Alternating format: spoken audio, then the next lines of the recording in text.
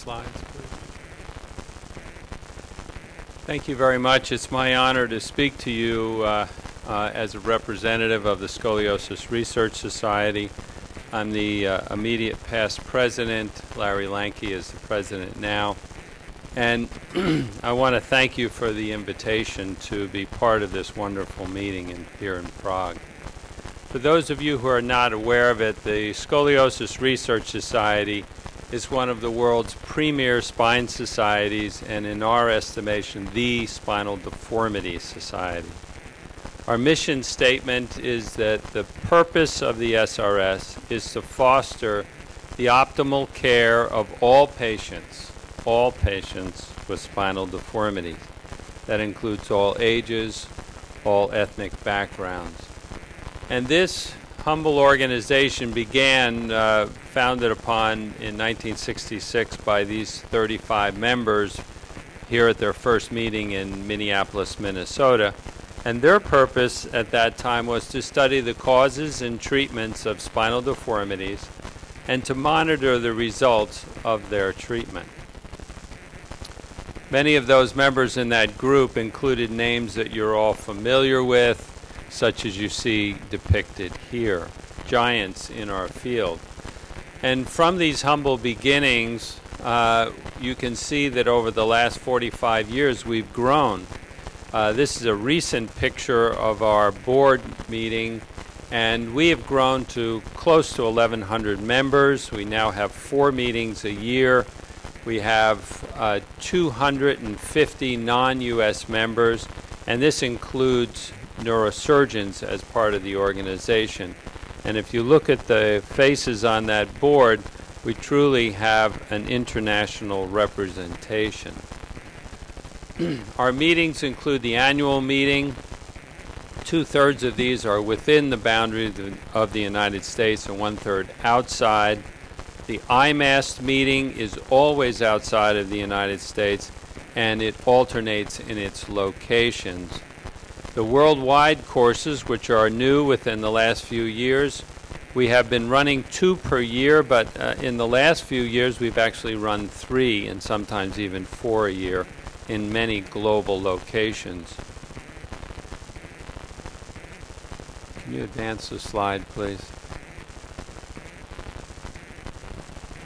Our globalization effort has been directed through its members and our programs to improve the global deformity care globally. And it has increased the number of members by, from outside of North America by 30%.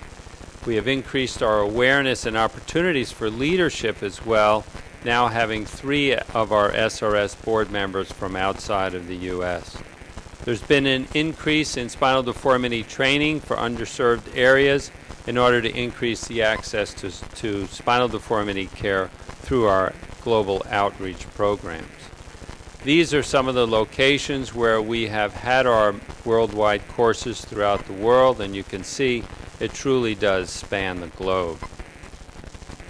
Our outreach efforts, where we work on a one-on-one basis, have been in Africa, Central America, Eastern Europe, Asia, and lately into the Middle East. Our global fellowships are offered to members from foreign or non-U.S. countries to attend our annual meeting, and those have been very popular.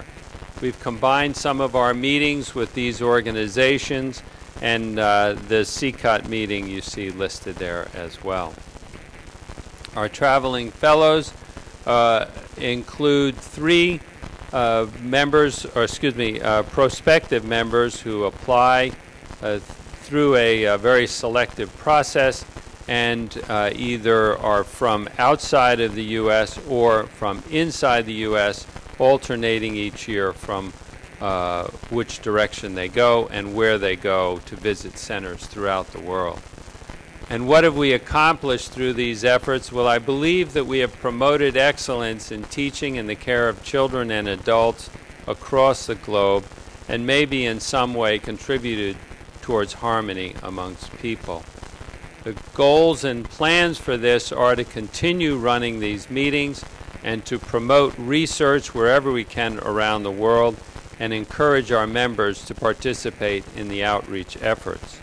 Our upcoming meetings will be in Louisville, Kentucky next week, so go buy your tickets right now. The IMAS meeting will be in Istanbul next July. In order to become a member, we ask that those people applying do 20% of their practice in spinal deformity and then go through the application process, and they will be granted a candidacy membership which lasts for 5 years, during which time they're asked to attend a meeting every 3 years, which really isn't that demanding, and to submit 2 abstracts sometime during that period, and to complete a yearly mortality morbidity report that we ask of all of our members. Following this, letters of recommendation are sought, and then application for active membership is sought.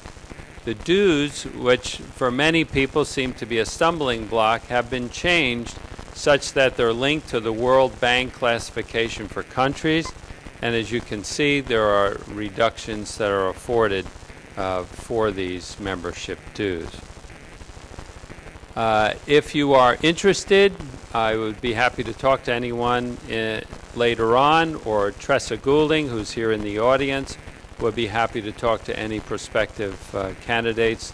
And you can also find out more information through our srs.org website, and we would welcome all of you to fasten your seatbelt and join us as we fly through the next generation. Thank you.